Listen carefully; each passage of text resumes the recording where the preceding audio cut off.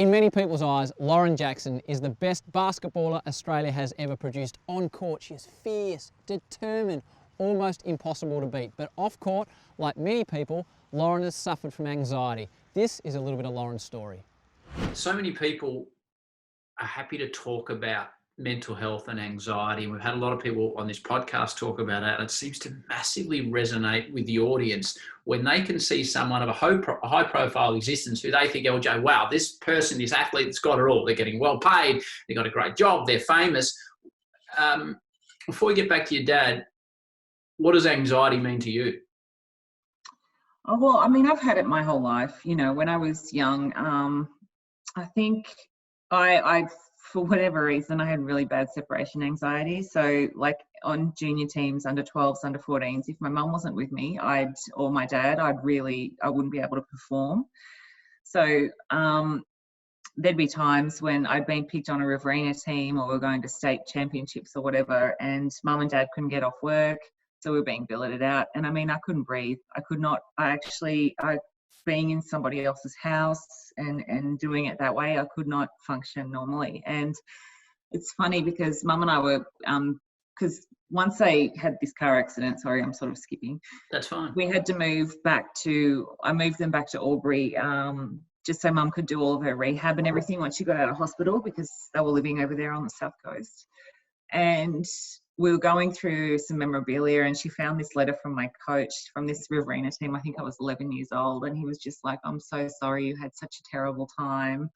Like, but I mean, when I tell you I couldn't breathe, this is when I was a kid.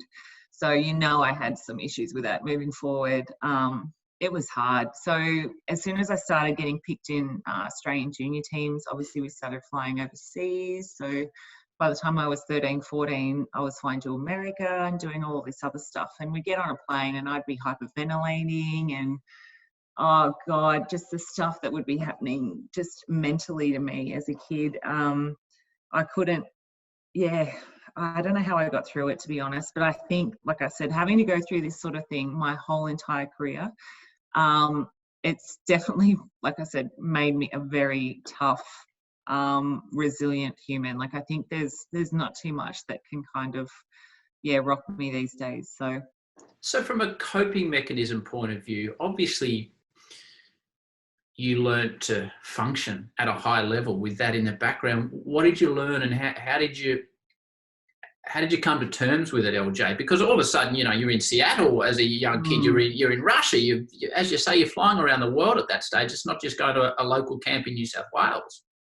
Yeah, well, I think that's sort of what made it a little bit worse too throughout my career. I think that's sort of why things started going the way they did, because I think that I just kept it to myself. You know, whenever you've got sort of a vulnerability or something you don't want other people to see. And when I realised I was the only person, what felt like I was the only person going through this on the team, but I was also the youngest too. So I learned to hide it.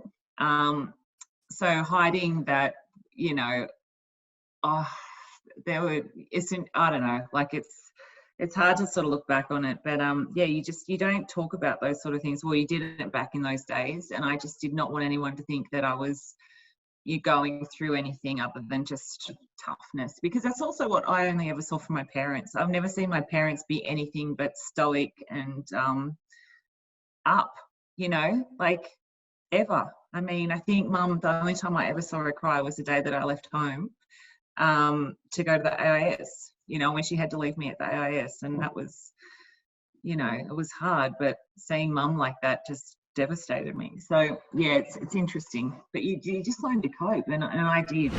Hey guys, Howie here. Thank you so much for watching the Howie Games YouTube channel. We appreciate your support.